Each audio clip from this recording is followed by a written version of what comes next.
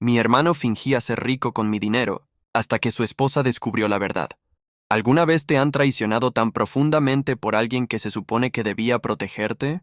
Hola, mi nombre es Alan, y lo que voy a contarte no es fácil. Es la historia de cómo mi propio hermano me robó la identidad, arruinó mi vida financiera. Todo para impresionar a una mujer que ni siquiera lo amaba de verdad. Crecimos juntos, Jake y yo.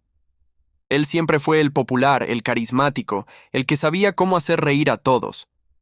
Yo era, bueno, el hermano menor, el nerd. El tipo tranquilo que prefería los libros a las fiestas. Pero no me importaba. Al final del día éramos hermanos. Después de la universidad conseguí un buen trabajo en tecnología. Empecé a construir mi vida paso a paso. No era millonario, pero tenía estabilidad. Tenía metas. Y sobre todo, tenía orgullo. Orgullo de haberlo logrado solo. Jake, en cambio, no tanto. Fracasó en varios negocios, gastó sin control y luego un día apareció con ella. Sabrina, una mujer tan hermosa que parecía salida de una película. Alta, cabello rubio platino, sonrisa de modelo. Todos la miraban cuando entraba a una habitación. Y Jake estaba obsesionado con ella. Al principio pensé que era amor. Pero pronto noté algo raro. Ella hablaba mucho de dinero, de viajes, de joyas. Y Jake, bueno, Jake empezó a vivir como si fuera millonario. Restaurantes caros, relojes de lujo, vacaciones a destinos exóticos. Yo no entendía cómo lo hacía. Él no tenía trabajo estable, pero tampoco quise entrometerme. Pensé que quizás, por una vez, las cosas le estaban saliendo bien, hasta que un día recibí una notificación de mi banco, un cargo de 7,000 en una joyería en Nueva York. Yo nunca había estado en Nueva York. Llamé de inmediato. Me dijeron que la compra se había hecho con mi tarjeta, pero yo tenía esa tarjeta en mi billetera. Me congelaron la cuenta. Revisé todo. Y entonces lo vi. Alguien había abierto nuevas tarjetas a mi nombre. Había solicitado préstamos. Incluso un auto de lujo estaba registrado con mi información. Me sentí mareado. ¿Cómo era posible? ¿Quién haría algo así? La respuesta llegó una semana después, cuando encontré una factura olvidada en la casa de mis padres. Una factura que tenía mi nombre, pero enviada a la dirección de Jake. Se me heló la sangre. No quería creerlo, pero la evidencia estaba ahí. Jake me había robado la identidad. Y lo peor no era eso. Lo peor es que aún no había terminado. Lo enfrenté. No podía callármelo. Fui a su departamento una noche, con las facturas en la mano, temblando de rabia. Jake abrió la puerta con una copa de vino en la mano y una bata de seda. Sabrina estaba en el fondo, riéndose por algo en su teléfono. La escena me revolvió el estómago. Le mostré los papeles. No traté de suavizarlo. ¿Por qué, Jake? ¿Por qué me hiciste esto? Por un segundo, solo uno. Vi miedo en sus ojos. Luego lo borró con esa típica sonrisa arrogante. Vamos, Alan, no te pongas dramático. Solo fue un préstamo temporal. Iba a devolvértelo todo. ¿Un préstamo? ¿A mi nombre? ¿Arruinando mi crédito? ¿Eso es un préstamo para ti? Sabrina miró desde el sofá. Su expresión cambió. Algo en sus ojos, no sé, tal vez decepción. Pero no dijo nada. Tenía que impresionarla, ¿entiendes? Me dijo Jake, como si eso lo justificara todo. No podía dejar que pensara que yo era un fracasado. ¡Pero lo eres!, le grité. No lo dije con crueldad, fue como una liberación, algo que había estado reteniendo por años. Jake se quedó en silencio. Por primera vez en mucho tiempo, parecía pequeño. Voy a denunciarte, le advertí. Esto es fraude. Podrías ir a prisión. Ahí fue cuando su máscara se cayó por completo. Me rogó.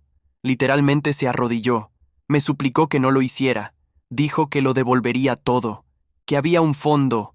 Uno que nuestro abuelo nos dejó a cada uno y que él aún no había tocado. Usaré el mío. Te juro que lo usaré para pagarte cada centavo. Acepté. No porque quisiera salvarlo, sino porque sabía lo que ese fondo significaba para él. Era lo único que aún tenía. Nuestro abuelo fue su héroe, y había jurado que usaría ese dinero solo para crear algo grande. Pero claro, todo eso era otra mentira más. Una semana después, el dinero estaba en mi cuenta, casi todo, excepto por algunos intereses y penalidades. Tuve que trabajar meses para reparar mi historial. Jake estaba destruido. Pero no era por perder el dinero, era por Sabrina. Cuando ella supo que él usó su fondo para pagarme, lo dejó.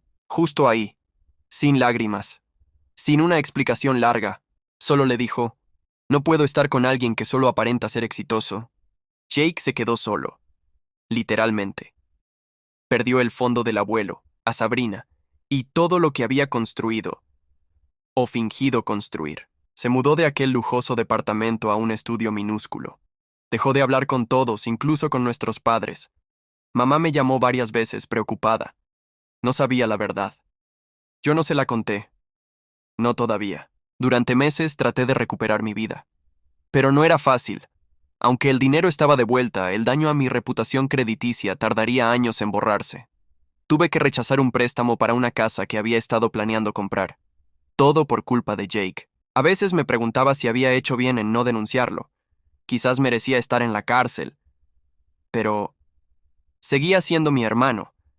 Y por más que lo odiara en ese momento, no podía soportar la idea de verlo entre rejas. Un día, cuando creía que todo esto había quedado atrás, recibí una carta. Era del banco.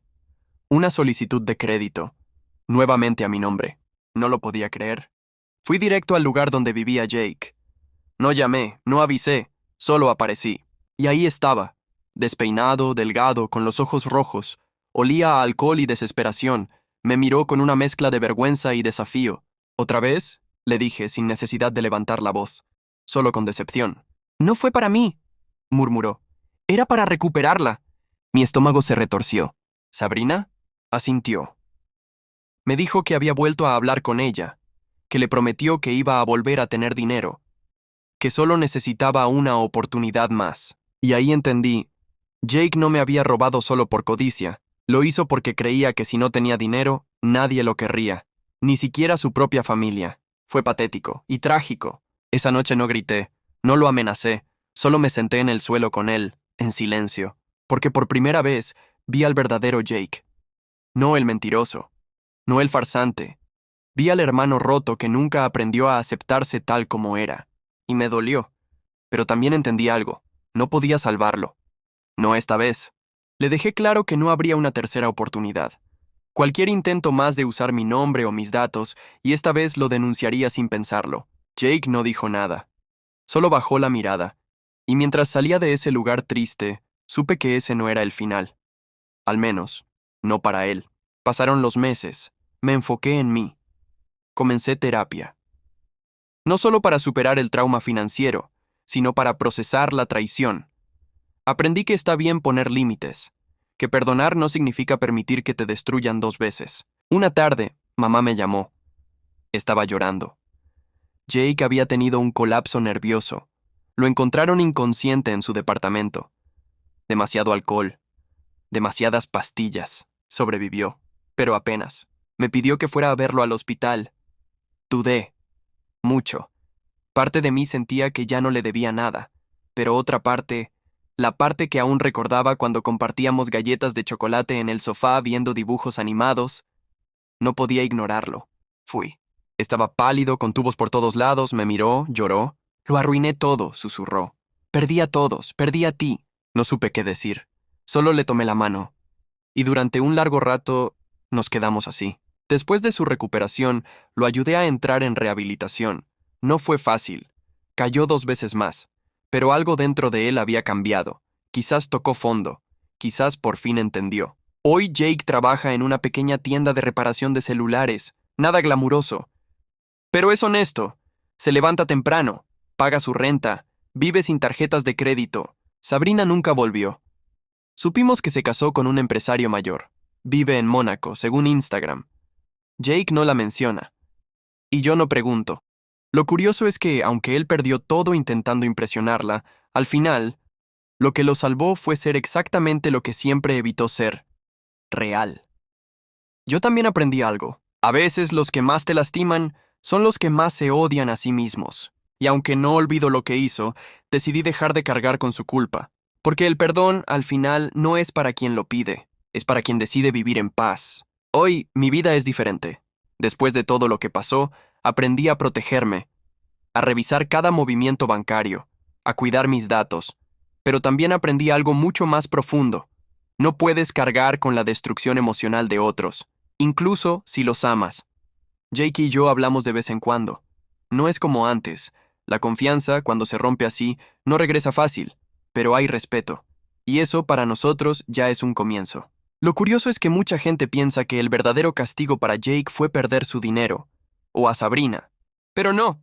El verdadero castigo fue mirarse al espejo y no reconocerse. Perder el fondo de nuestro abuelo no fue solo una pérdida económica, fue simbólica.